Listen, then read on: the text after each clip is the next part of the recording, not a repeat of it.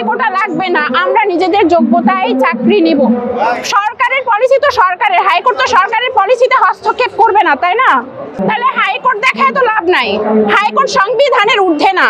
আমি চাই এই কোটা ন্যূনতম 10% নামিয়ে আনা হোক। এটা একটা যৌক্তিক দাবি, যেটা 2018 সালে মাননীয় প্রধানমন্ত্রী সংসদে ঘোষণা দিয়েছিলেন যে কোটা প্রথা বাতিল হবে।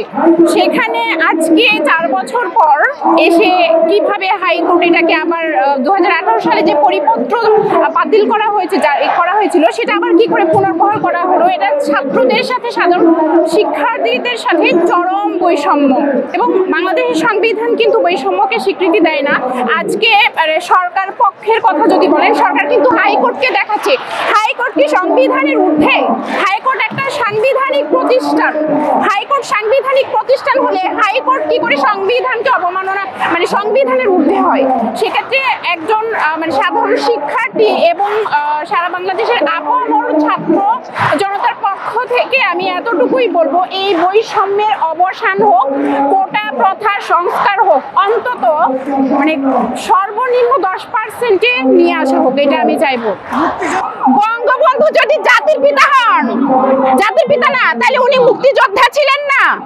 বঙ্গবন্ধু যদি মুক্তিযোদ্ধা হয়ে থাকেন, তিনি যদি মুক্তিযুদ্ধ করে থাকেন, তাহলে বাঙালি জাতি যারা আছে সবাই বীর মুক্তিযোদ্ধা।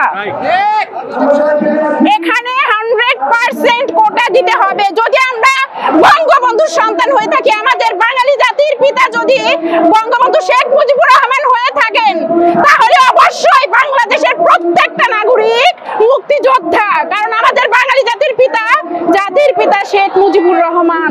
নারী কোটা চায় না। এখন নারীরা পিছিয়ে পড়া জনগোষ্ঠী না।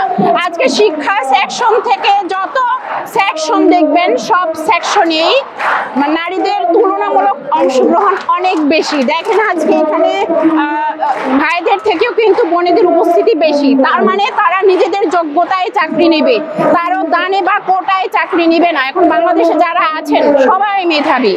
এখানে মেয়েদেরকে, নারীদেরকে, যেখানে নারী প্রধান, বাংলাদেশের রাষ্ট্রপ্রধান একজন নারী, তাহলে কি করে আমরা কোটাকে এখানে হাইলাইটস করতে পারি? নারী কোটা লাগবে না, আমরা নিজেদের যোগ্যতায় চাকরি নিব। বাধাগ্রস্ত সরকার, এটা তো কমন বিষয়। এখন সরকার যদি হাইকোর্টের কাঁধে বন্দুক রেখে বলে যে হাইকোর্টের রায়, হাইকোর্ট কি সরকারের পলিসিকে সিস্টেম চেঞ্জ করার জন্য দায়বদ্ধ নাকি? সরকারের পলিসি তো সরকারের, হাইকোর্ট তো সরকারের পলিসিতে হস্তক্ষেপ করবে না, তাই না? তাহলে হাইকোর্ট দেখায় তো লাভ নাই, হাইকোর্ট সংবিধানের ঊর্ধ্বে না। আমি চাই এই কোটা ন্যূনতম 10%-এ নামিয়ে আনা হোক। এর সাধারণ শিক্ষার্থীদের সাথে এই বৈষম্য, এই প্রহসন আর মেনে নেওয়া যাচ্ছে না।